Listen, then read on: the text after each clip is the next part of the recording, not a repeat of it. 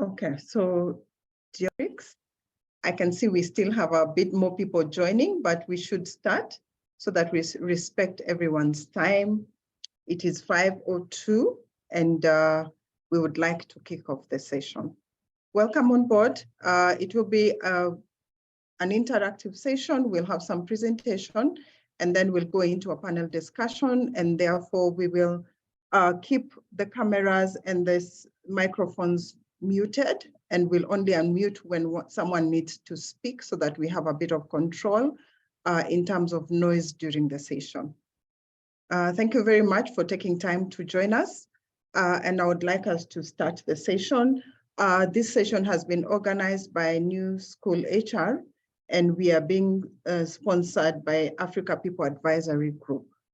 All right, so to kick us off, I'd like to invite Shem. Shem will take us through a bit of background of the New School HR, who we are and what we are about before we go into the session. Shem, over to you.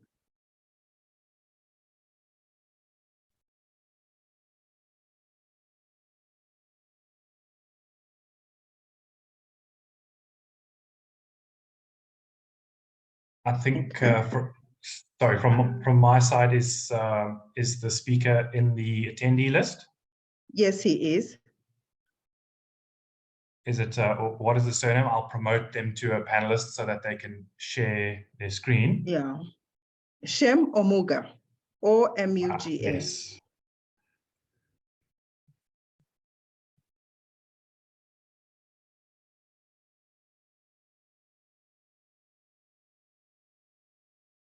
I think she should be a panelist. Give me one moment. There we are. Okay, Shem, over to you. You can unmute and put your camera.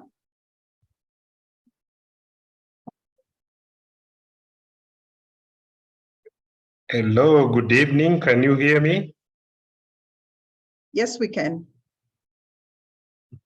Yeah, good. For a moment, I was struggling with technology here. Just a moment, I'm trying to beam the video.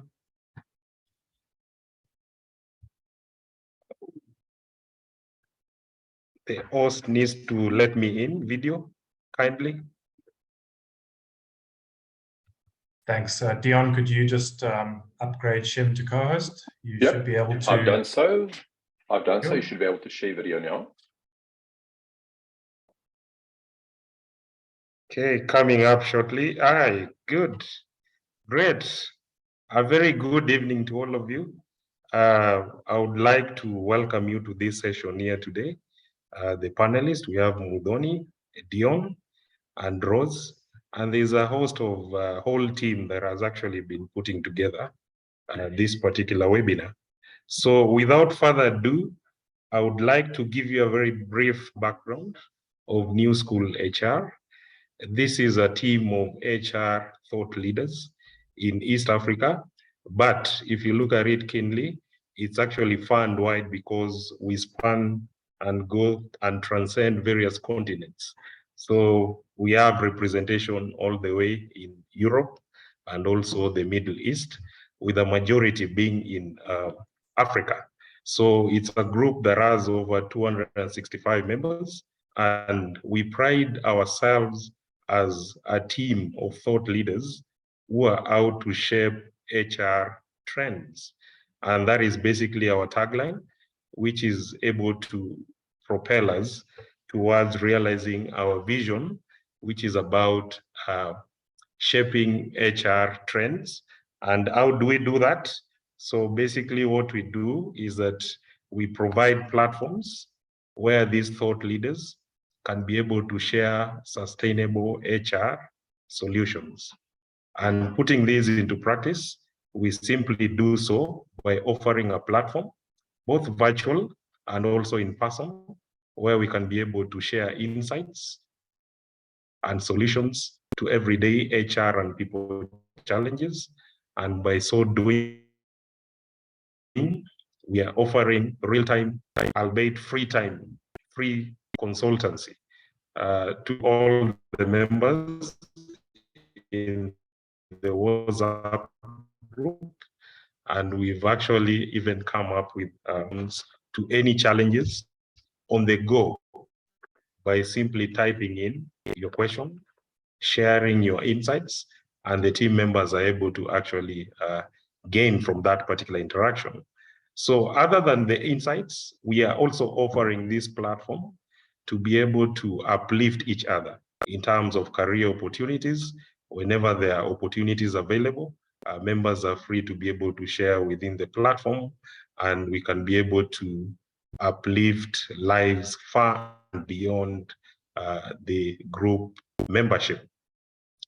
So those are some of the objectives which we are seeking to achieve, and I've mentioned about the members who are basically coming from different continents. And if you look at what you're seeing on the screen is basically what I was taking you through. And you can go to the next slide, please. The next one.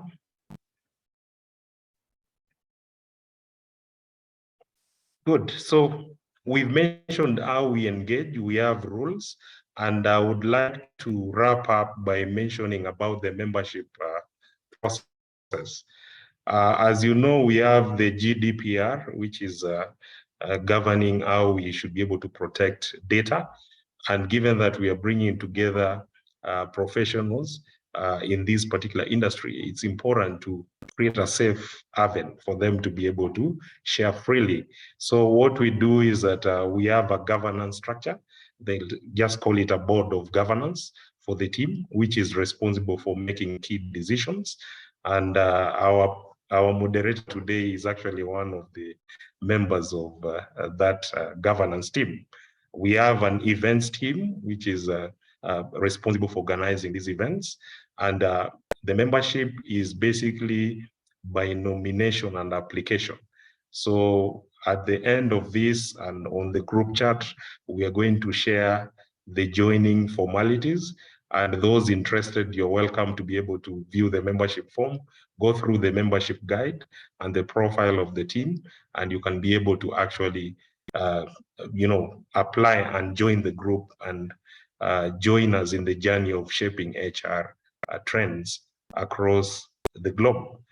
Now, I want to wrap up by mentioning that this is the fourth event that we've had in terms of our webinar, and we are looking forward to other upcoming events. Some of these events that are coming up, we have some topics which have been voted by the members, some of them being employee experience and design. It's coming up. Reward evolution and alignment to organizational performance. We're looking at managing senior management and boards, and also risk management framework for HR function. So these are some of the topics that are coming up. And as I've mentioned earlier, we've covered so far 3 topics, and this is the 4th topics. And we are looking forward to a very engaging session so that you can be able to pick 1 or 2 insights which you can take back to your workplace and continue shaping the HR trends in your space. And collectively, we should be able to leave an indelible mark in the in terms of transforming lives. So without further ado, I want to hand over back this to Rose to be able to guide us through the discussions. Over to you, Rose. Thank you. Thank you very much, Shem, for sharing that information about the group. And as mentioned, we will also put that in the chat box so that those interested in joining can read and be able to see how they can join us. All right. So I would like us to go now straight into introducing the panelists, and then we can go into our presentation. So as indicated on our announcement, we have 2 panelists today. I'll start with Ms. Muthoni Murithi. She's identified herself just as a business and people enthusiast who is really good at HR things. She has been in the profession for about 11 years and is sure she'll be there for another 11 years. Yeah. She has a Bachelor of Commerce in Finance. She has a CPAK and is also a certified HR practitioner. Currently, she's a student at the University of Hull, UK, doing an MSc in People Analytics remotely. Muthoni is currently based in Rwanda. She's the acting head of HR in NCBA Rwanda, and she's working on recruiting a local to take over that space, and then she'll be able to come back to Kenya or fly to Greater Heights. All right. Then with us also is Dion Stewart. Dion is the managing partner and a joint founding member of the human resource consulting firm that has sponsored us today, Africa People Advisory Group, which provides a broad range of human resource consulting and product solutions for clients across the sub-Saharan Africa. Dion has previously been employed as a principal consultant in the career business at Masa Africa. I'm sure most of you use Masa to do your surveys, your HR surveys. So he's been there. He was the leading HR consultant. It's a leading HR consulting firm globally. He has over 15 years experience. He joined Masa in 2015, where he headed the business development function for Masa Africa. His role also extended into the setting up of and management of the strategic partnership with strategically placed firms across the key markets in Africa. These relationships extended into local consulting firms and professional associations, and furthermore, he led a team of business development managers to engage the across Africa. He's appeared on various television news inserts and published various articles during his tenure. Prior to joining Masa, Dion spent 21 years in the financial services industry. Most recently, he was the head of HR for HR delivery for a large insurance company in Johannesburg. In his role, all HR delivery functions reporting to him, he was also accountable for the integration of various HR functions. So Dion holds a master's degree in HR management from the University of Pretoria. All right, so those are our two presenters today, and I would like to invite Dion to kick us off with the presentation from Africa Advisory Group. This will be a collaboration, so we will also get to hear from Muthoni. If you have any questions, please feel free to share them in the chat group, and then we should be able to cover them during the panel discussion. Thank you very much. Over to you, Dion. Thank you so much, Rose. I really appreciate it. Muthoni, I'm not too sure about you, but when I hear my profile read out, it always sounds so impressive, and you think, is that really me? Is that kind of the work that I did? Because sometimes it seems so insignificant, you know, but it's so important, the impact that we need to have. So thank you so much for the very, very, very kind introduction for myself and for Muthoni. I was saying to her in preparation, we do quite a bit of work in East Africa. I've never had the privilege of traveling to Rwanda. I'll be there next month. I'm really looking forward to it. But I do spend quite a bit of time in East Africa and Kenya, and I'll actually be traveling to Tanzania for a week and a half on Sunday. I'll talk a little bit about who we are shortly, but just a little bit of awareness. I see that somebody has kind of shared a link there, or a request to share a link. So as much as you've got a WhatsApp group operating for the new school HR, we run a Pan-Africa WhatsApp group. So Oliver, if I can ask you perhaps just to pop it into the chat box for anybody that wants to join. We've got about 328 people on the group. We've got some people coming, some people leaving, but we have quite an active group where we talk about topical HR issues. So the topic for this month is all about performance management, and Oliver will just pop into the chat box the link, and feel free to join that WhatsApp group and become part of the conversation. We've got a decent representation out of East Africa and out of Kenya specifically. I also want to invite you to join our LinkedIn page. The LinkedIn page is kind of listed on the front page of the presentation that should be up on your screen. We do post quite a bit, and we pride ourselves in being thought leaders as far as Africa HR is concerned. I think one of the key concerns I had working for a global consulting firm is that a lot of the research that global firms develop is cutting edge and it's magnificent content, but it often ignores the realities of Africa. And as a South African, I will say even more insulting is they produce a little bit of research out of South Africa and then apply it as a proxy for the rest of Africa. And I think it's largely and hugely unfair to the rest of the continent. So we're very focused on working in developing some thought leadership for the African continent. And so the last bit that I also wanted to mention is that Shem spoke about one of the upcoming sessions all being about employee experience. We run an annual thought leadership study. We've been running it for 2 years called New Ways of Working. We've changed our approach this year. We're going to be focusing on employee experience.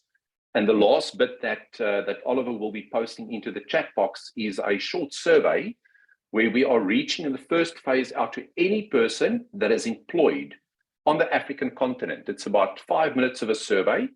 And then in about a week and a half, we are going to be launching a big organizational survey. So we would encourage you to please participate in this employee survey. It will be confidential. We are collecting very basic demographics, but we're trying to build a view of EX from the view of employees in Africa, and then how do we see it reflected in organizations? So what are organizations actually doing to build employee experience, and how does that compare with what employees are experiencing on the continent? So I'm going to be jumping in shortly. I was going through the participant list and I couldn't help but notice that Jackie van der Merwe, I'm pretty sure that Jackie van der Merwe is not from Kenya. I'm not sure if she works there, but it's nice to see a familiar South African surname there amongst the East African surnames. So what we are going to talk about today is really HR metrics and workforce analytics. Myself and Muthoni are going to be doing a bit of a tag team in going through some of the content. And what we want to leave with you are some thoughts and some ideas. It's not a deep content webinar where we're going to talk about, how you use Excel and what's the latest tools and so forth. It's a first level awareness of what this field is all about. One of my friends and colleagues, Nelson, which is of course also on the line currently as a participant, is doing some fantastic work in this particular space. And it's really, really great to see how this field is also developing in your local market. So what I'm going to cover today is I want to give you a little bit of an introduction, a history lesson on this particular topic. Then we're going to go into how do you actually achieve the right kind of impact. And then we're going to talk about how does this fit in with some of the research that we've done. And I'll share a final couple of closing remarks. I really, really, really love this quote by Edward Deming. And he says, without data, you're just another person with an opinion. And I think, unfortunately, in our profession, and I've got, lots of experience as an HR generalist. I do pride myself in being a generalist. We often make decisions based on gut, and we often don't trust the data, and we don't look at the science and the quality of data available to make the right kind of decisions. And I think what we've always been good at in the people profession is that gut, that feeling of what is right. But if we want to become the right kind of credible business partners to our clients, to our organizations, we've got to make sure that we focused on using data. And so this quote just really, really resonates with me. Now, Oliver is going to be launching a quick poll. And in the poll, we want to test with you, what do you see as the difference between workforce metrics and HR metrics? Because there is a fundamental difference between the two. And although we use the terms quite interchangeably, there's a key difference between the two. Ollie, I'm not going to unshare, so let me actually go ahead on my side, and it should be coming up shortly. So it should be popping up on your screens. We've got about 110 people on the line currently. So the question up on the screen currently, what is the difference between workforce metrics and HR metrics? I haven't seen any responses. There you go. So are they the same thing? They're different, but interrelated concepts. Workforce metrics is about the performance of the business, and HR metrics about the performance of the HR function. And very lastly, workforce metrics is about performance of the HR function. Actually, I see that last one is repeated, so we'll count those numbers together. Apologies for that. So let's look, what do you see? Is there a key difference between these different elements? what is the difference between workforce metrics and HR metrics? So we're on about 34-35% completed. I'll give a little bit of time just to make sure that we get the right level of participation. And our numbers in terms of people joining the call is still coming up or going up, which is really, really great to see. We're on about 50% now. So I'll give it a moment and just see where we go. As I said, the last two are essentially the same. Apologies for that repeat, but we'll see how the results come out shortly. Right, we're on about 54-55%. I'm going to give it another 20 seconds or so that we try and get to 70%. And then we're going to share the results with you. Of course, dialing in from South Africa, we're battling some power issues. So I'm hoping that all the power is going to be solid on our side. We conveniently call it load shedding, all the rolling blackouts. So hopefully I'll have power right throughout the call. It should be absolutely fine. Right, so we're at about 62%. I'm going to end the poll here and share the results. It should be coming up on your screen. So we're saying about 2 out of 70 people are saying it's the same thing. Then about 23 people or 33% are saying they are different but interrelated. And then by far the majority are saying workforce metrics is about performance of the business, whilst HR metrics is about performance of the human resources function. So very aptly so. I think the last one for us is very, very clear. So if we look at the difference between the two, HR metrics is all about the it's upstream from the business strategy. So it's really focused on operational control of the HR function, and it's about getting the HR function right. So if you think about HR metrics, this is important for the HR director, for the chief HR officer. This is about managing the function of HR effectively in a cost-effective way, looking at things like your ratio of HR people to business people, looking at the overall cost, looking at recruitment cost of appointing HR personnel. If we move to the right-hand side and we look at workforce metrics, there's a big change here. This is all about value. This is very much about understanding how the outcomes link to the business strategy. So this is about all of your people data, including all employees. It's very useful for business planning if you start thinking about developing your future headcount planning. It's all about problem solving, and it's about attaining the workforce objectives. So at the bottom end, if we look right at the bottom, HR metrics, foundational for managing the HR function, whilst workforce metrics is foundational for managing the business effectively. And I think there's been some great examples, during COVID, where workforce metrics have become quite critical in being able to make decisions on things such as work from home arrangements. And, in South Africa, we experienced quite a bit of salary cut. It wasn't necessarily as prevalent on the rest of the continent. So if we take a view around, where workforce metrics fits in from a people value chain, I think this slide describes it really, really well. So, I think one can argue, depending on what discipline you sit in, where some of these things stack up. But if we look on the left-hand side, a continuum where complexity increases going up, and then horizontally, we look at strategic value, you'll see things like employee data, record keeping right at the bottom. HR metrics sit more or less in the middle. And then almost right at the top, we find workforce planning and analytics, and only short of HR strategy. So it's a field that is incredibly important for us at this point in time, but where there's a big lack of skill in HR professionals being able to work with it effectively. And of course, as we can see, when we move up in the continuum, we move from transactional to strategic HR. Now, when I present, I usually talk about an anchor slide. And this for me is the anchor slide. If there's one slide that I really want you to remember, it would be this one. And this is quite a well-known slide in the space of HR metrics. What we're basically saying is if you start on the left-hand side, you often start with anecdotes or reactive checks. So we are, let's say, in an exco meeting, and one of the exco members would say, I think we're losing quite a bit of sales staff. So what does HR do? Because they don't have the data, they can't answer immediately. So they run out of the room and they go and do some reactive checks, and they go and pull some data, look at exit trends so that they can come back and see whether this is the case or not.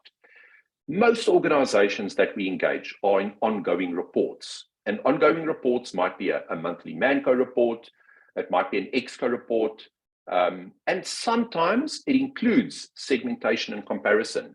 So here we might say we connect, let's say 2003 to 2002, or we look at the current month to the previous month. We might also slice and dice. So we might look, as an example, when we look at turnover rates, we could look at male versus female, or we could look at high performance rating versus low performance rating. But very few organizations go up in the curve to correlation, causation, and simulation and forecasting, which is really where we want to end. Now, of course, when you get to causation and simulation and forecasting, you're starting to deal with quite a technical field. You need the right kind of programs to run it on. You need the right kind of skills and statistical methodologies and techniques to use. So what we want to be able to do is to shift from where we are and to have an aspirational picture of where we want to move to. So on the left-hand side, it's very descriptive. We talk about what is happening. In the middle, it's a little bit more diagnostic. So why did it happen? What should we focus on? Whereas on the right-hand side, it's about what is the impact? What is likely to happen? I worked with a colleague at my previous company that was one of the senior analytical people in Singapore. And they did a project in Singapore where with 3 years of payroll data, they were able to build models that would tell a company with 70 to 80% accuracy by name who is the next person that will resign from your organization. That's when we start getting to predictive analytics. And then an organization can decide whether you intervene, because there are some people that you're saying, well, perhaps it's okay to leave them, but if it's a high performance, high potential, we want to make sure that we don't lose them. So we want to move from a space from where I think I know to where I know. And so one can start looking at how powerful a model like this could be in progressing your analytics function. So Mithori, I want to stand still here and maybe pick your brain a bit. In your experience, if you look at companies that you've worked at, if you look at some of your experiences across East Africa, where would you say most companies are in your experience?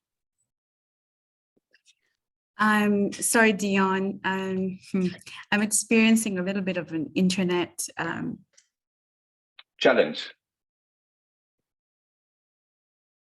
Okay, I see Mithori's screen is also frozen. So we're gonna. Okay, we'll see if are you back? Can you hear or see my screen at all? I can. Just a little bit of an internet lag on my side. Do you mind repeating the question? Yeah, so I wanted to know from your perspective, if you look at the continuum and you think about your experience in East Africa and in Kenya, where do you think most companies are focused? Are they kind of on reporting, or do you think we're moving more towards segmentation, causation, and so forth?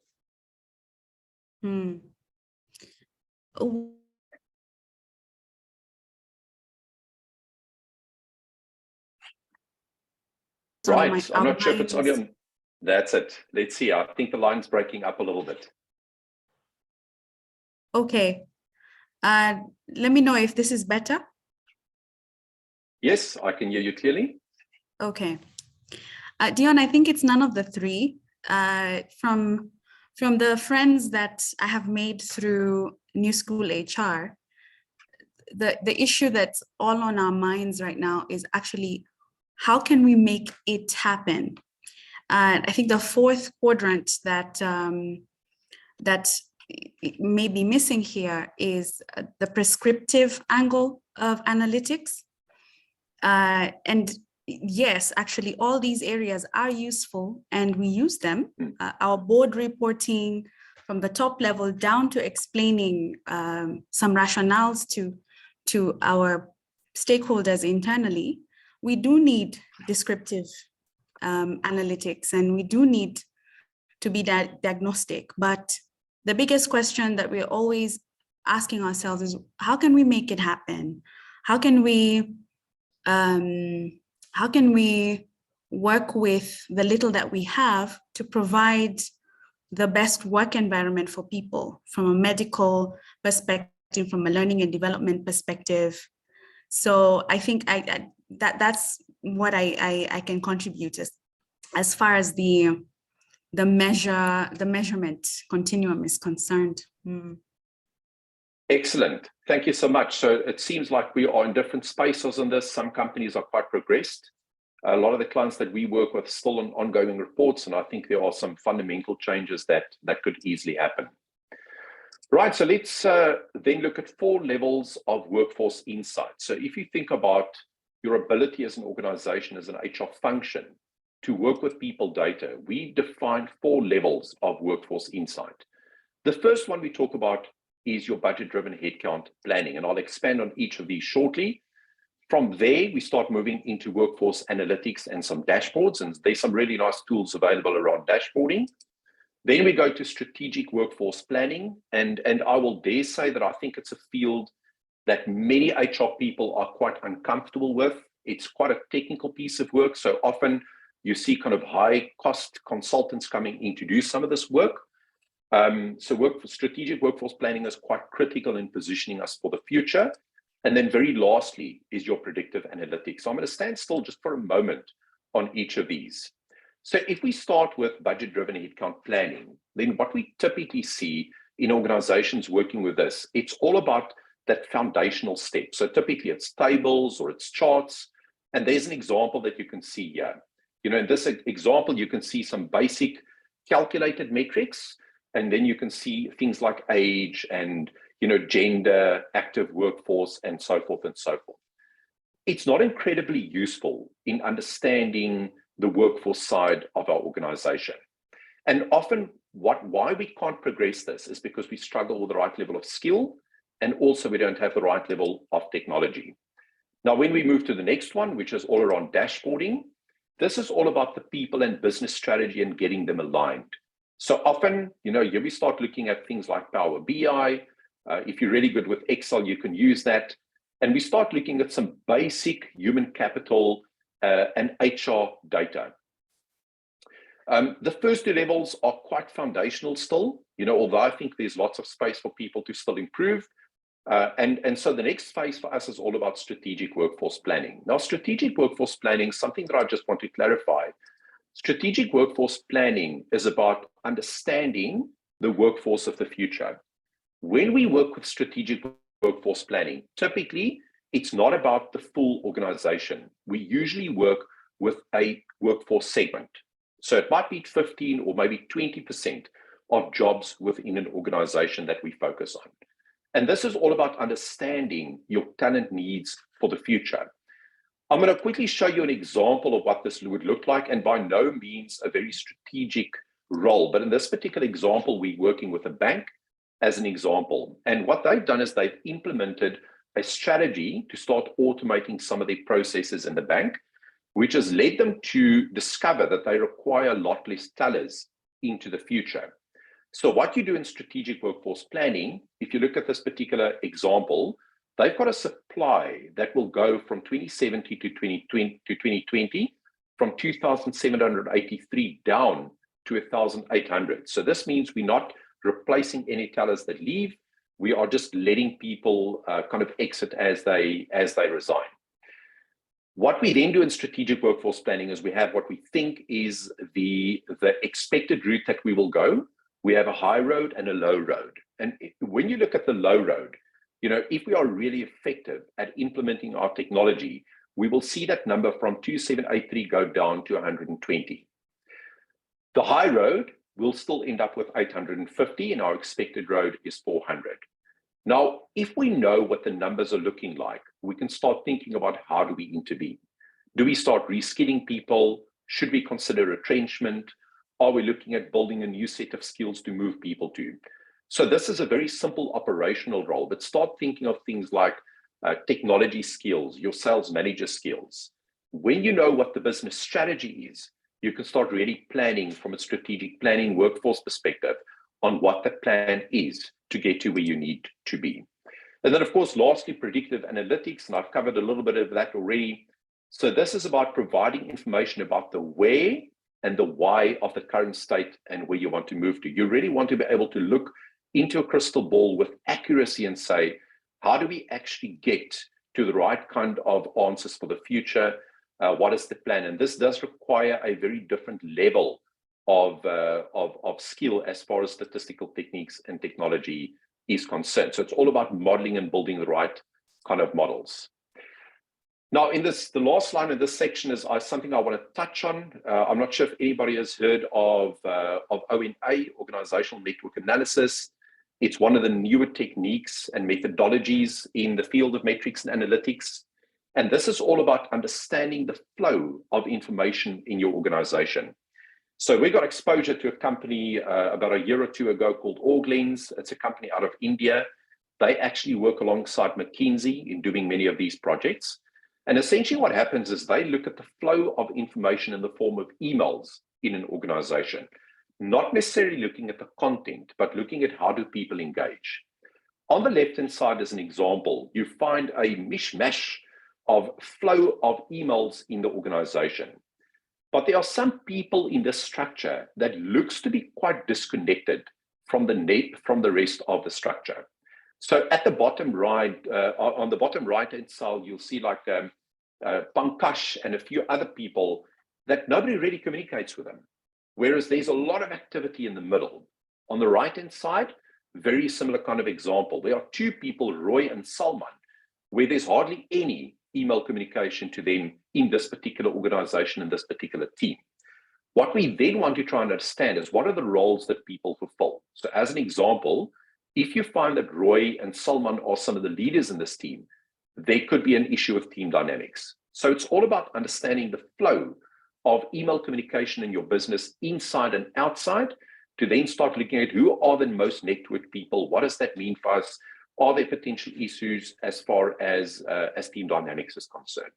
So, you know, we're certainly not experts, but I think it's important to understand some of the modern day thinking that's happening in this particular space.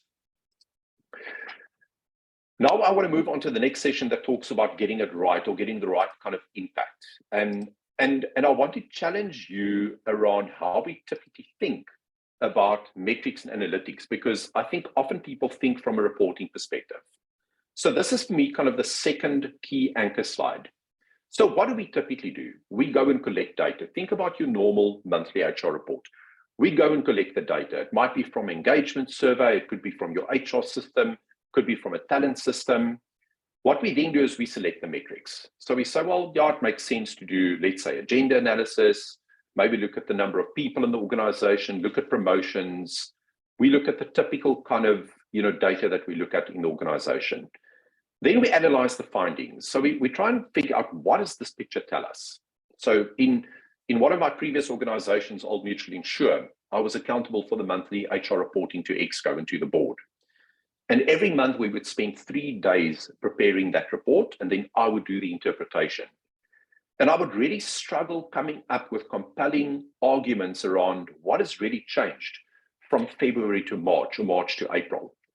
So what we then do is we do this report. If we're lucky, we get to attend the meetings to share the findings, and hardly ever have I seen really important decisions made out of HR reports. So what we are proposing is, what you want to do is not to stop HR reports, but to start looking at how do you actually solve business problems using people data.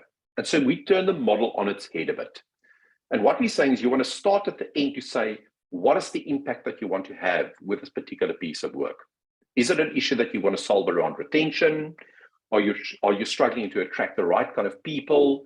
Is it potentially a pay issue? Once we understand what problem we want to solve, we then go and choose the metrics that will help us understand it better. Once we know what the metrics are, then we know what data we need to go and support it. So then we go and collect the data. So I collect the data that's relevant to the impact that I want to have. Then we analyze the findings and share the findings. So this means that we go out and look for business problems to solve with people data. And I see Muthoni smiling there, but do you want to share some thoughts? You know, have you come across this? What's your thoughts around taking a very different approach? This must be my favorite slide from your deck, because one of my philosophies is HR analytics is not a big data. It's not a big data thing. It's not something that is restricted to people with large data sets and sophisticated systems. One of the questions we received is whether SMEs, small, medium enterprises, or people with companies with employees of like 8 people should bother with metrics and analytics. And I think it actually starts here. I like what you said. It starts with framing a question. And where there are people, there are definitely questions that can be framed around improving their productivity or well-being. And where there is one person, there is data being generated. So there's definitely something you can use to inform a recommendation or an idea that you have and carry your stakeholder along as an HR mind or just a manager, really. So that's why I was smiling, because this really simplifies and takes the fear out of this HR analytics giant. Excellent. Now, the question is how, right? Because we're kind of giving you a recipe. The question is, how do you go about this? So I'm going to unpack each of these in a little bit of detail. We actually run a full one-day workshop where this deck is the framework, where we take people through that basic understanding of how you do some of this work. But let's start with determining impact. And so we are saying there are 3 potential ways to determine impact. The first one is go and speak to senior leaders. If you want to know what are the big problems you want to solve in your organization, go and interview senior leaders. So go and talk to a CEO or a COO or a CFO and say, what are the big people problems or business problems that you think we need to solve? If it's entering a new geography, do we know where we're going to get the right senior leaders for it? If it's around we're struggling with retaining sales staff, go and interview senior leaders and ask them appropriate questions around their strategy and what they want to achieve. The second way in which we can have impact is to understand the people strategy. Not only understanding the strategy, but what are some of the impacts of the people strategy? What could be some of the unintended consequences of the people strategy? So as an example, if the people strategy is all around, we're going to send a whole bunch of our leaders on leadership programs, what does that mean for people that stay behind, that are kind of leaderless for a period of time? What does it do to engagement? What does it do to retention of key skills, as an example? And then very lastly is to understand the flow of talent. And we've got a really nice tool that in one page creates a snapshot of showing people coming into the organization, what happens inside, are they promoted, demoted, lateral moves, and then people moving out. So having a very basic view of how talent flows within your organization is very, very critical. So these are 3 ways in which we can understand how we want to have the impact.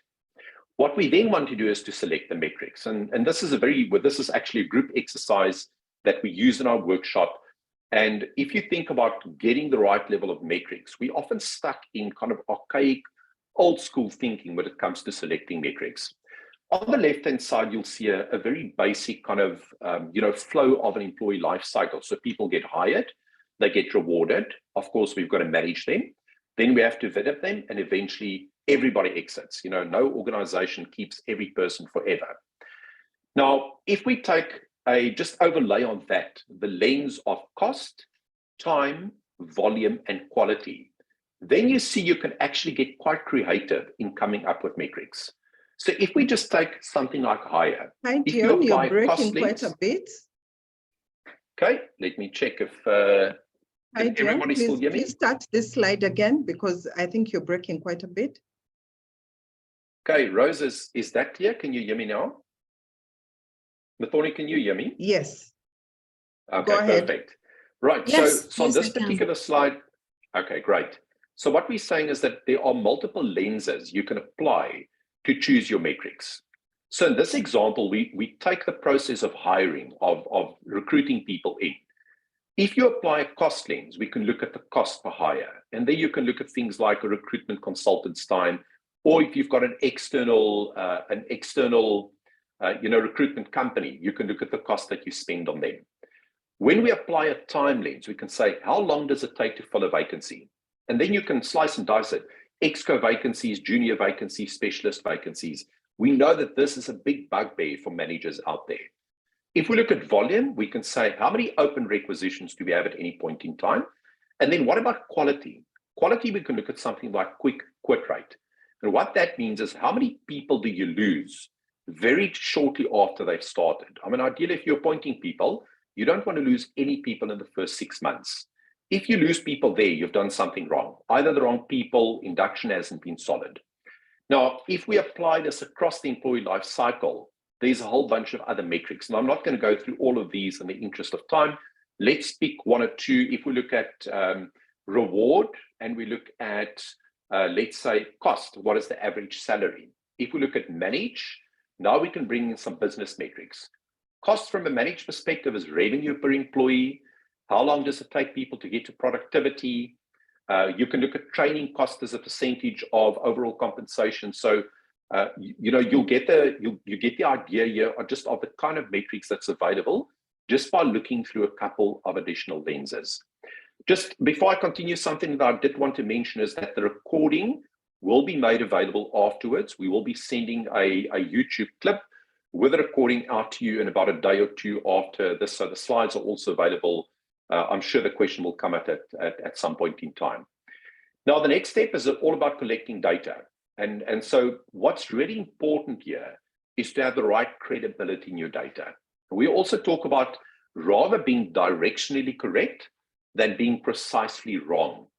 You are never going to get to 100% clean data. You've got to face the facts. If you're always looking at cleaning data to get at 100%, you're never going to get there because data changes between the 30th and the 1st as people leave, as people come on board.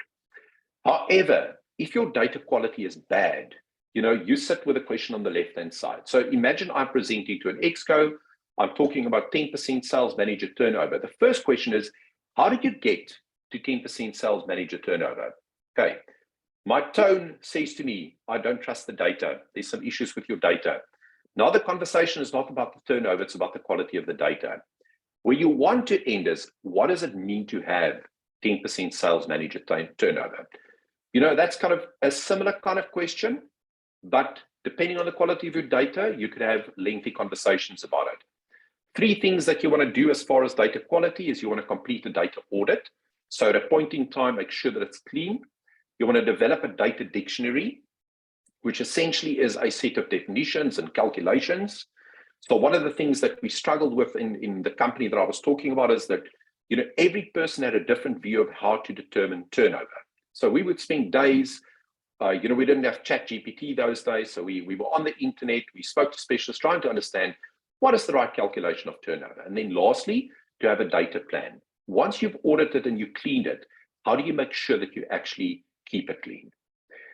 The next step is then to start looking at analyzing the data. When we look at analyzing the data, you want to understand the main components, you want to translate the data, examine the trends, and consider the relationships. So, I'm skipping through a little bit of content here, but this is saying what are the kind of key elements that sit here, translating the data. You want to examine the trends. So one of the key things we do in trend analysis is we look at kind of the big bars and we say, what are the main reasons for turnover? But there might be a group of 30% that we often ignore. And there's a lot of valuable data that sits within it that we need to consider.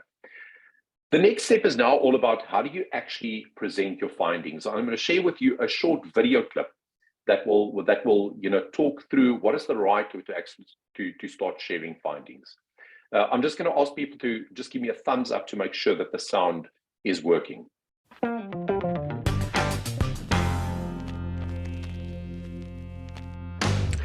Let's talk about graphs and how and when to use them.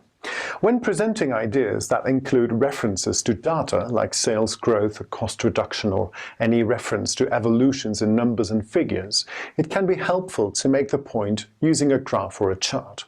These visual methods can make the point much stronger than simply describing the data.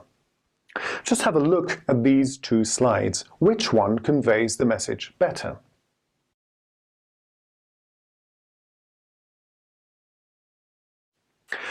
Presentation of data is tricky. Most people in your audience simply hate to crunch numbers. So here are 3 secrets to help your audience understand your graphs and charts better. Now, a lot of data is available from Excel or other spreadsheet software, and most presenters have the habit of cut and pasting it from there. Bad idea. Excel files are created for detailed reporting. Most presenters equate complexity of charts with believability of information. That does not work in a presentation. Rule number 1, simplify the data. Think of what you want to convey with the graph on the slide. Is it an increase in turnover, a cost reduction? Is it a higher margin? Showcase only relevant data and kill all the clutter. Cut out everything else. To make the presentation of data effective, remove everything that can potentially distract the audience's attention, like backgrounds, redundant labels, shadows, and 3D effects. Let us look at an example. This graph is far too complex and contains too much information. By deleting the non-relevant information, we get a much more informative slide. Do you see the difference? Sometimes presenters have a favorite chart type and use it all the time. They forget about the basics. Rule number 2, use the right charts. Basically, we distinguish between 3 types of charts. There's a pie chart, the line chart, and the column or bar chart. Pie charts represent proportions or percentages, for instance, man-woman balance at the workplace, or like in this example, cost allocation of a product or service. The second type of charts are line charts. These are perfect to represent trends or an evolution in time. Mostly the horizontal axis is the timeline and the measured value is represented in the vertical axis. Column or bar charts are used to represent ranks under different conditions, for instance, to show the turnover of a product in different regions, much like you can see here. Graphs without a clear focus take a long time to understand. And you know in a presentation you don't want to confuse your audience, so make your point clear from the very beginning. So here's rule number 3. Make your key point stand out. A lot of presenters expect their audience to do mental math and draw their own conclusions. And this is a great way to lose your audience's attention. A simple yet very effective trick: use the title to reinforce a graph's message. The best graph titles introduce, summarize, and reinforce its message. So remember to keep your graph simple and easy to understand. Instead of using a title like Turnover by Region, you could use this title. North Region has the biggest turnover, which explains your point perfectly. Now, one final thing on graphs. Do not underestimate the importance of colors in a graph. Colors can focus on the right thing, but they can also distract the audience.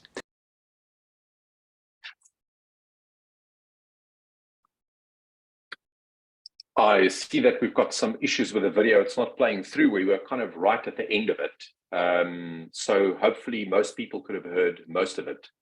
But Thorny, some reflections on your side, in your experience. You know, I think when I started in HR, I used to use these 3-dimensional ones with all these colorful colors, and what they're saying is perhaps that's not the best idea. Your own reflections on it?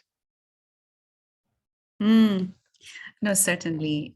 Even today, I think I'm looking at some of my reports, and I am guilty of copy pasting Excel tables and then trying really hard to put color on them on PowerPoint to make them attractive.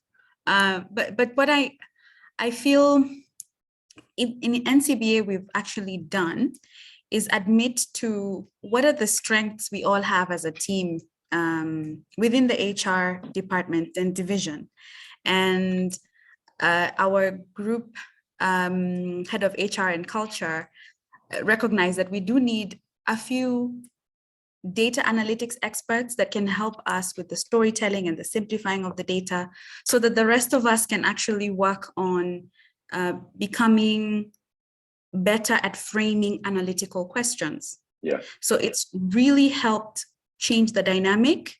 For those who can, having someone in the team, in the HR team or the company that really knows how to work Excel and all these other analytical tools, plus can help you simplify and achieve beautiful graphs and charts, would be really helpful.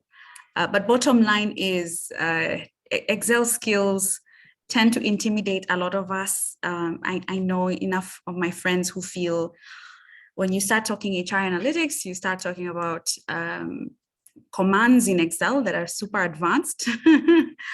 So this video is very helpful in at least reassuring us that the story should be simple. And the route there, we can actually get some help. Yeah, indeed. Excellent. Thank you so much. I think really good insights.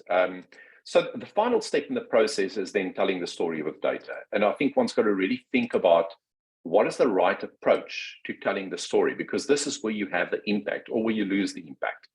And really the starting point here is to know who's the audience. You know, if you're presenting to a board versus an exco versus a management team, the pitch is very different. What do you want them to understand, and why should they care? Why should they understand it? And how do you build the right kind of content? So once you know who the audience is, you really want to fine tune the content that you want to share with them. Now, finally, last couple of slides. I don't want to spend, I'm going to skip through this a little bit in the interest of time. As I mentioned, we're on an annual thought leadership study. We're moving it to the EX space this year. If you go to our website, you can download the survey report for free from last year. What we wanted to understand is really, you know, where does the skill as far as HR metrics and analytics on the African continent sit currently? And I think the key slide that I want to share really is this one. If you remember the continuum that runs from the left to the right, what we found in our research is that unfortunately we're spending time where we shouldn't be spending. So majority of time is spent on reporting. We do some reactive checks, but you can see currently in HR functions across the continent, we had about 148 companies across Africa participate. You can see that most of it is actually spent in reporting and not in the predictive space. So I think there's a big need for us to start shifting some of the thinking, and especially on the skill side. So I'm going to close out on that note. What I want to share just before we get into questions, just very lastly, I note that we've already had a couple of people that have joined the LinkedIn page and the WhatsApp group. If you are interested in either doing kind of an in-house workshop, we also developed this into we've also developed this into an online workshop. So feel free to reach out to us on our website. It's also available, where we've converted this kind of one-day workshop into a half-day e-learning module. So Rose, I'm going to hand back to you to deal with any questions or comments that there might be. And thank you very much for allowing us the opportunity just to share a couple of thoughts from our side. Thank you very much, Dion and Muthoni, for that insightful presentation. My takeaway, the difference between workforce metrics and HR metrics, I believe that has given us some clarity, moving from descriptive to diagnostic to predictive. Also, that is very good clarity. I think for HR, most of us are between descriptive and diagnostic. So the question then for us is to ask, how do we move ourselves to predictive so that we are influencing the business strategy? Yeah. And of course, that gives us an extra seat on the board table. All right. And what I liked also, what I picked is how we share the information, the slides. You know, how are we using PowerPoint? What graphs are we using? I think that's also very important. You know, when Muthoni was speaking, I remembered I was discussing with someone their presentation, and I said, you've used too much color. You'll confuse the listeners because they'll be trying to decide what color is presenting what. So we need to try and tone down on the colors that we use. All right, so I think just for good order and to ensure we still have flow, we can go fast into the questions that have been put in the Q&A chat box. And then from there, we can go into the questions we had received. Yeah, so I can see the first question, it's an anonymous attendee, there are no names. It says, how can you use HR metrics to leverage on HR reporting? I think you touched on that, Dion. Yeah, so Muthoni, also welcome to please jump in, but I think the key thing for me is that we can really elevate and power boost our current HR reporting by using appropriate metrics. And for me, the answer is most companies are not in the space of predictive analytics and predicting the future. some of the key shifts that you can make is just by looking at slicing and dicing information the right way.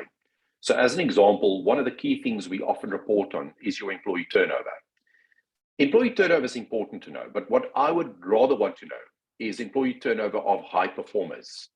Or what about turnover of senior females in an organization? So, if you look at kind of that one slide that we shared on the different metrics, I think there's quite a bit that you can do to boost your reports by looking at better quality metrics. And I think there's quite a bit of information available on the internet. You're welcome to reach out to us. We've got a whole data dictionary. But I think for me, that would be kind of the key shift that I would make, is look at the metrics that you use and how you slice and dice information, and then how do you interpret the data. Okay, thank you very much. The next question, I think Muthoni can take that. Is the term workforce analytics mostly used? Sorry, someone moved the slide. 1 minute. My question just disappeared. Let me get back to it. Apologies. Let me get back to it quickly. Yeah, I think they deleted it. I can't see it anymore. So I'll go to the next one. I can quickly read it out for you. The question is the term workforce analytics mostly used by software providers, and is it the same as people analytics? So is the term workforce analytics mostly used by software providers, and is it the same as people analytics? Muthoni, did you want to take this one? No, I'm happy to think through the answer with everyone. Okay, perfect. So now that I think if we reflect, if you reflect on that first section that we covered, I'll quickly respond to this one. If you think about that first section that we spoke about, workforce analytics is about the broader workforce and the data that we've got, whereas people analytics is probably an interchangeable term for workforce analytics and metrics. Muthoni, over to you. No, that's correct. I agree with that. I agree with that distinction. Okay, thank you. The next one, are pie charts and column bar charts interchangeable, e.g. showing proportions of men and women on a bar chart? So are pie charts and column bars interchangeable? Rose, may I suggest, if Pauline is on the line, to unmute and ask? I feel like there's something in between the lines here that we're not interpreting that hasn't correctly. come out in the question. Oliver, could you unmute Pauline Kariuki? Give me 1 moment. I will ask her to unmute. That's it. I've opened it up. Pauline, you should be able to speak now.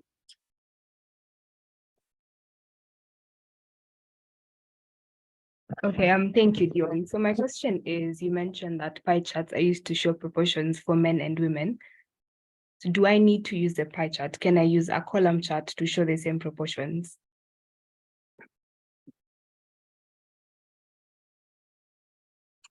Muthoni, do you want to take this one? You want me to respond? Well, it did come from the presentation though, Dion, but I'm happy to say, if I were you, Pauline, Perfect. Personally for me, in my HR dashboard slides of all the reports I submit, I do use a bar chart. I find it visually, it communicates quickly, especially where you want your reader to subliminally believe that your men and women proportion is almost the same. I find bar charts advantageous visually. Okay. Or bar graphs or the bars, yeah. Okay, thank you. I think the further problem with pie charts is you can't show one period relative to a previous one. Whereas when you show bar graphs, you can then compare periods. It's not really possible with pie charts. Okay, understood. Thank you. Okay, thank you. Nelson has contributed there. He said, when conflicted on colors, please use the company colors. Yeah, so use the corporate colors so that you don't use too many colors and confuse the audience. The next question, Asiwome, great presentation, Dion. What is the true ROI for HR initiatives and practices. How can HR metrics be used to measure the financial impact of HR investments, such as training programs or talent acquisition strategies? That's I think I should pass this one to Mathoni. That sounds like a very difficult one. So I think the value of HR metrics, especially when you combine it with business metrics, is to show the role that we can play. So in kind of answering it in a bit of a roundabout way, I think where this discipline becomes really valuable is when you start combining with business data. So as an example, if you start bringing in revenue and you start bringing in cost and you start bringing in, customer data and those kind of things, and you overlay it with people data, that's when you start hitting the value and when the business sits up and listens. So to start looking at things like revenue per employee or cost per employee, to start comparing that across your industry, to look at different levels of the organization is really where I think most of the value comes in.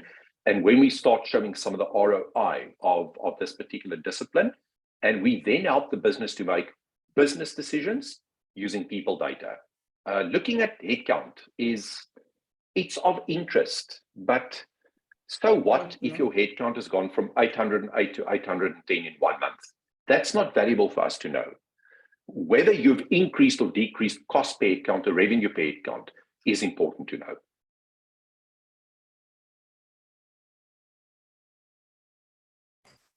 Well, Dion, I'd challenge that just a bit. Information is important. Obviously, sometimes I feel there's some things that are not insightful, but it is important to inform your stakeholders of some of these things and the facts. But where we get challenged is what exactly is a talent acquisition strategy? Before you even go about trying to figure out its financial impact as an investment, what is it? And in the past, I've been guilty of overly complicating some of these things. And I believe it's very simple. There's a slide you had where you said, start with interviewing your leaders and your customers internally. You'd be surprised the things that could win you credibility are very simple. And sometimes they could be information-based. It could be you're assuming dumping a leave data file in a shared folder somewhere is helping people. Because, can't heads of department go there and check if their people are going on leave or not? But how about asking them, how can we help you manage leave better? And pause. The responses that would come would surprise you. And I think that's where you should start in the basics of this HR analytics journey before you really get to complex ROI concerns. Could be, very simple. Agreed.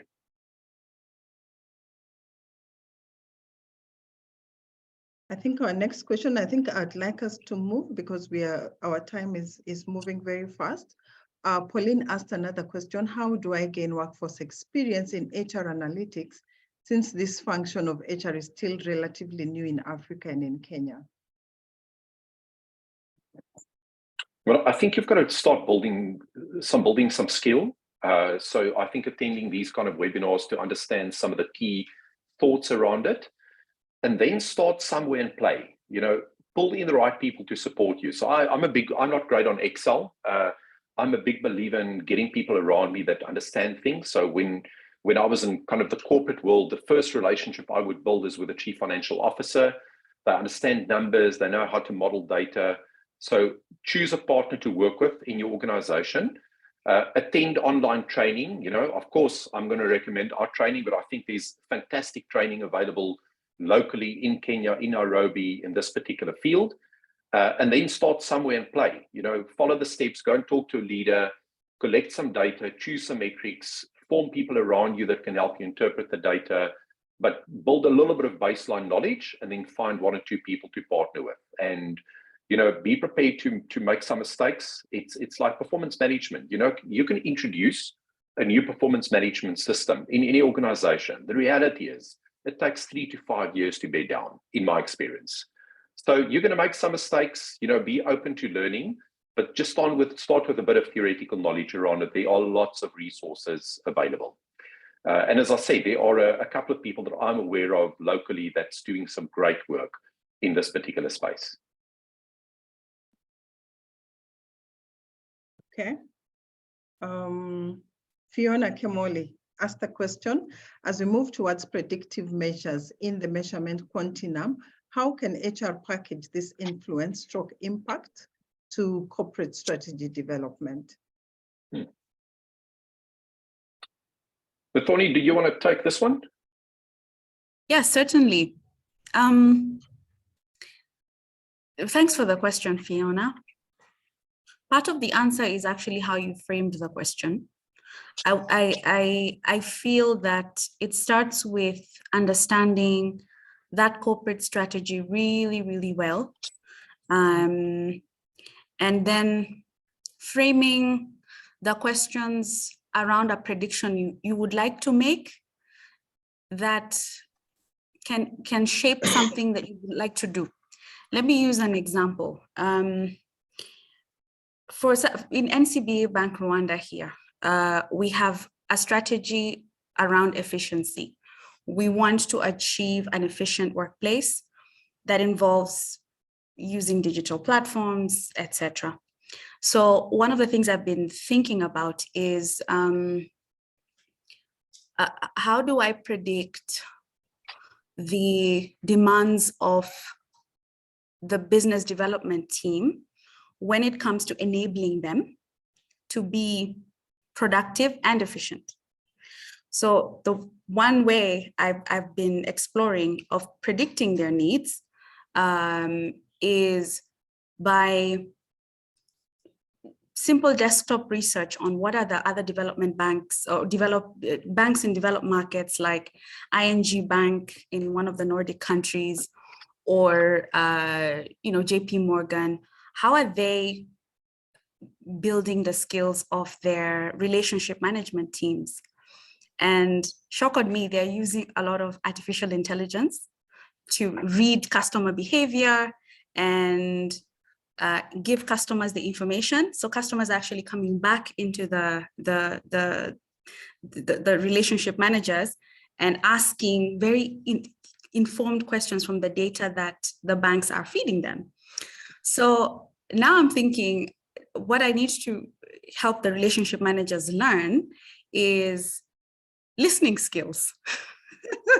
So I framing HR analytics questions, I'm telling you, it's really exciting if you just sit with the question long enough and use the resources that are available online. They're mind-blowing what's happening around the world. So Fiona, to your question, as we move towards predictive measures in the measurement continuum, how can HR manage package this influence or impact corporate strategy is by shaping the basic things like learning and bringing back some very fundamental skills and connecting them to what the strategy is, what the skills are, and why a good listener, for example, in a relationship manager would be very useful to a customer who is highly informed because of AI models. I hope I've answered it in a way. Dion, maybe you can jump in. No, I wouldn't change anything. I think it's a great answer. I fully agree with that. All right, I think let's take the last question on the Q&A chat box, and then we move to the questions that came in earlier. Where and how can we find resources to assist in benchmarking data like revenue per employee? I think, Muthoni, you've kind of touched on that. Where can we find benchmarking data? Yeah, there are a lot of resources online, but also just ask. For example, benchmarking data, that's a loaded question because baseline in the HR space, we do a lot of salary surveys, and that in itself is benchmarking of data. And we do it responsibly because there's a lot of regulation now around data protection. So we have to ask in a certain way, collect the data a certain way. But using that method as a way of collecting data to benchmark works, or you can just use listed companies' integrated financial reports that are published as a data source too. I found that very useful. So if you look at the Kenya, the NSE listed companies, they all publish reports. They give a lot of their data, how many employees, geographical spread, financial performance, productivity, efficiency, CSR, name it, L&D initiatives. So you can use that too as a data source. Dion, do you want to add anything there? Yeah, I think sadly, if you look across the broader HR spectrum, there really aren't resources for Africa data. We attempted 2 years ago to launch an HR metrics study across Africa. We had fantastic responses in the first year. We benchmarked 25 metrics across the continent, across industry. I think we had like 200 companies that participated, but there just wasn't interest the second year to run it. The one company that I can think of that has decent benchmark data is Gartner. But most companies in Africa can't afford Gartner. The licenses are just, exorbitant. So what we often do is when clients have needs for specific data, then we would run a quick spot survey, 5-6 questions. So, Jackie, if there's a specific need that you've got, it means other people have the same need. So you're welcome to reach out. If it's company specific, we'll charge for it. If it's something of interest, we do it for free because it adds kind of value to the metrics. But in Africa itself, there are very limited data. In the comp surveys, it's largely comp data, so it doesn't often expand into some of the other fields that you're looking at, like retention and talent and so forth. Okay, thank you very much. So we have about 5 questions that I would just like us to quickly run through. I think the second question, Muthoni already answered it, the issue of SME and MSMEs and HR analytics. Should they be involved in doing HR analytics? And I think Muthoni clearly answered it when she said, really, why do you need the data? What problem are you trying to solve in the business? That is what will help you to determine whether you need HR analytics or not. It's not just about reporting, but how do we impact the business strategy? The next question, I think it's on the screen. What do you foresee the impact of AI on HR analytics? Dion? I mean, I think AI is such a big field at this point in time, and for many of us, relatively new. So, I mean, just for people that haven't played around with ChatGPT, you are really missing out. I quickly planned a 10-day holiday in South Africa through 3 provinces this afternoon using ChatGPT. So if you haven't tried it, you absolutely need to go and play with it.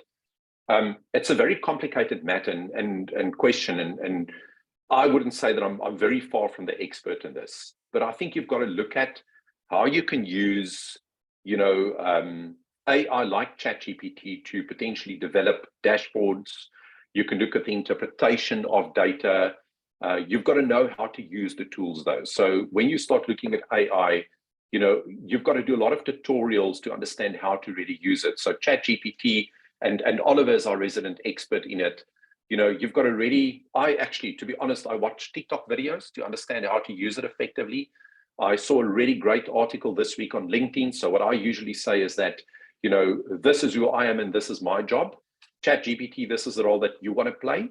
What somebody taught me this week is that before they answer, tell them, what other questions do you need me to answer before you can give me the response? So I think it's going to absolutely change the field of metrics and analytics. But I'm going to hand over to Oliver and get a perspective from him. He's a little bit closer to AI than I am.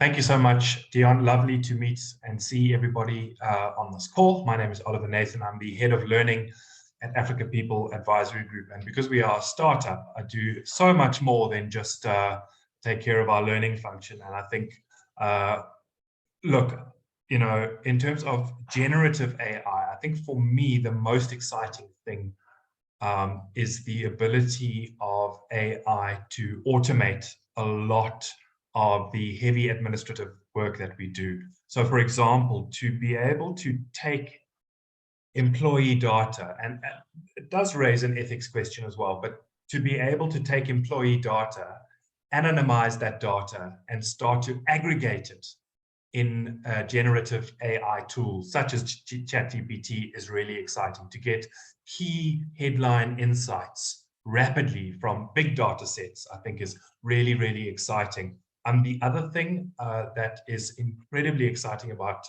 AI is really in terms of how it's being applied. So, for example, tools like Microsoft 365 Copilot, integrating generative AI and other forms of AI into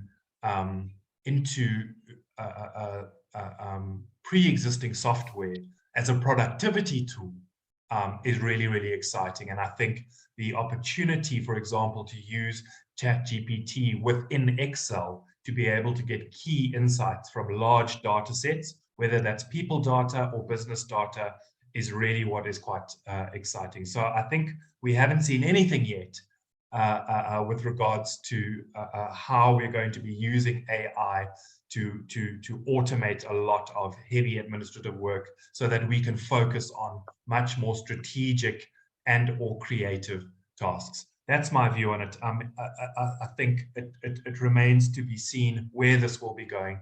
But I think the trend is towards automating a lot of the administrative work. I hope that that answers that question sufficiently.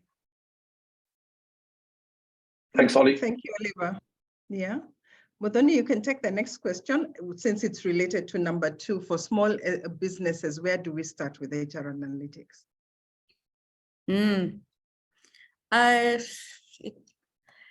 As I said earlier, it starts with talking to your stakeholders, your customers.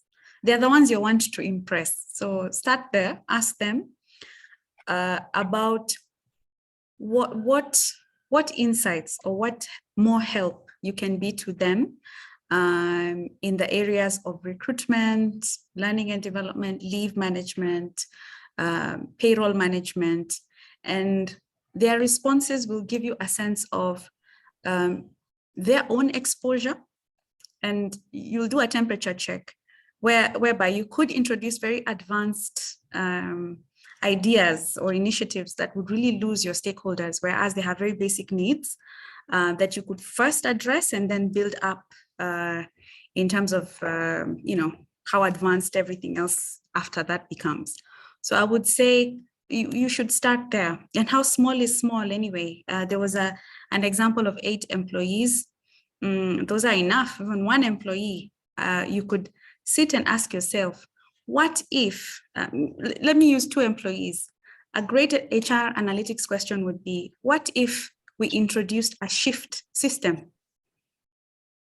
That alone can give you a good week's worth of HR analytics work to do, because you have to check what work is being done in terms of the hours of work, how productive are they, interview them to find sentimentally which time of day would one want to come instead of the other, then check historically, has working 8 hours a day really led to X outputs that are of X quality. That, I'm telling you, is the HR analytics you're dreaming of. And it's as easy as your what ifs questions and how about questions, and then moving on from there. That would be my advice. Okay, thank you very much. While you were speaking, 2 hands shot up. So I'm just wondering if we can, actually 3, I'm trying to find who they are. Could we give them access to speak? We have Jacinta, Kisungi, and Winnie Kwamboka. Should be fine now. Yeah, Jacinta, you can unmute and speak.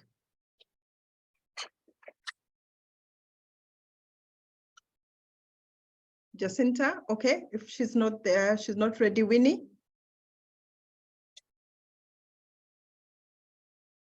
Okay, so silence. I think we can move to the next question.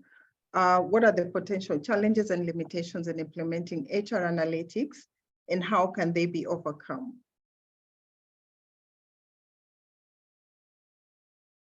Yeah, I'm happy to take this one. I think two things that stand out. First of all, skill. There was a question earlier on around how do I get started?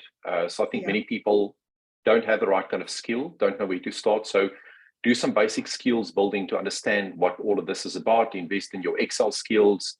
Start playing around with things like Power BI as additional systems. I saw there was a question about Power BI as well.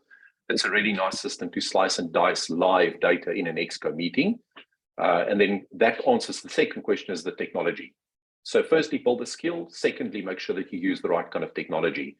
And so I think those are the two challenges, and the way that you overcome them, I think kind of answers the same question, is get some training on it and find the right kind of technology. There are free tools to use. I understand that there is a free version of Power BI, a basic version that you can also use. So I think that would be my key responses to question 4. All right, and maybe now the last. Yes. Mudhoni, yeah, I think that answers the last one as well. Yeah. Okay, it answers the last one as well. I can see. Yeah, I think the last one as well. We have 3 minutes on our time. I can see 2 questions that have come in the Q&A. I think this would be the last 2 questions, please. Can we get a session on how to come up with HR policies, please? And can we get a short insight on it? I think, Carol, that is something we can pick as a new school HR and come up with a session on that, on HR policies. That's a training need for us. And then thanks, Dion and Mudhoni, last question about programming language. Is it advisable to learn R or any other programming language to be used in HR analytics? I'd like to take that one. Sure. Pauline, start with the need first. You could start using a hammer to kill a mosquito when basic Excel would be sufficient. Now, one thing I'm learning in school, I'm doing, as when Rose introduced me, she mentioned that I'm doing a Master of Science in People Analytics, and we are learning to use R in order to build psychometric tools. Now, the relevance of learning R for that purpose, it's great if one wants to work, I think, in like a Hogan or an ASHL, like an advanced organization that builds psychometric assessments, because that's what organizations now buy. India is churning psychometric assessments by the minute. So I would say be cautious about the time you're spending in learning advanced programming languages, whereas learning advanced Excel, I think, or how to operate Power BI would be much better use for you. And there are enough tutorials on TikTok, YouTube. YouTube is your friend to help you navigate Power BI, advanced Excel, as simple as learning how to use VLOOKUP. Pauline, if you don't know how to use VLOOKUP, start there. How to work with multiple data sets in different sheets and lift data and pivot tables, things like that. Yeah. R is nice if you want a career in advanced development of tools that companies already are actually perfecting. That's my advice, at least. Dion? I would not add to that. I think that was a great answer. Okay, thank you very much. I think that brings us to the end of the Q&A session. We are spot on 6:30. I think we'll just have 2 things, quick things, and then we can close. We have Brenda Wakaba. Brenda, you are to give us a vote of thanks. I think you have been unmuted now. Brenda, over to you. Vote of thanks.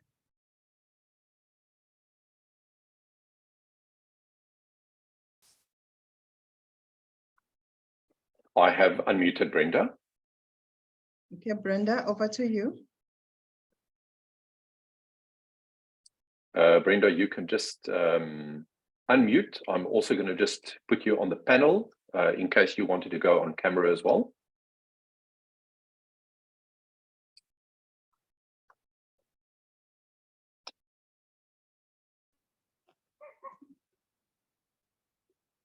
Brenda, are you there? Hi guys, can you hear me? I'm here. Good, great. Go ahead. My video unfortunately cannot come on because the host has disabled it. But I'm I've just happy enabled it, so you can go on camera if you wanted to. Yay, that's awesome. Thank you so much. I didn't know I look good on video today, but yeah, thank you. It is amazing to see this event come to pass. It has taken quite a lot of time. And I believe we have all had a very informative and engaging session. Events planning team, congratulations so much for putting this together so successfully. I know a lot of work in the backdrop is done, and it takes a lot of time and work to put into organizing our new school HR events. And we're very grateful to you guys, to our panelists, Dion and Muthoni. Maua kwenyu. So Dion, that's to us. In Africa, when we're celebrating something, we do this. From where we are, we're celebrating all achievements. Guys, maua on the chat will be made to Dion and to Muthoni. Thank you so much for taking your time, your resources, your knowledge, putting it together, the presentations, and just educating and enlightening us on HR metrics. It has been such a mind-boggling event. And for me, I'm still left with so many questions. I would really love to see you come back again so we can learn more about this topic.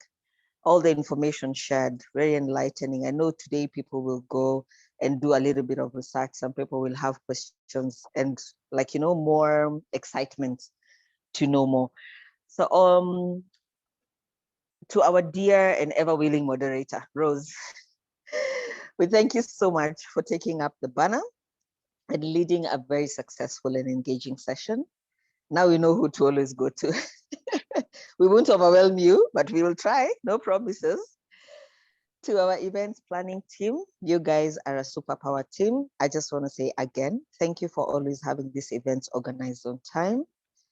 To all the new school HR members, maua kwenyu, and other HR professionals who joined us today, this would not have been a success without you guys.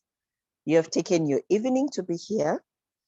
We know you are tired and some are struggling with traffic to get home after work, but you have logged in and made it a great success. Your participation is very valuable to us. Feel free to look at our group, our profile, and what New School HR is all about. We've been building blocks and building people and professionals and growing them from one level to the next. And I really appreciate and love my friend Egidia for bringing me to this group, because I have been able to build so much in terms of traction through the people that I've met here. Thank you everyone for making this a great success. I am really looking forward to have you all and more to the next event.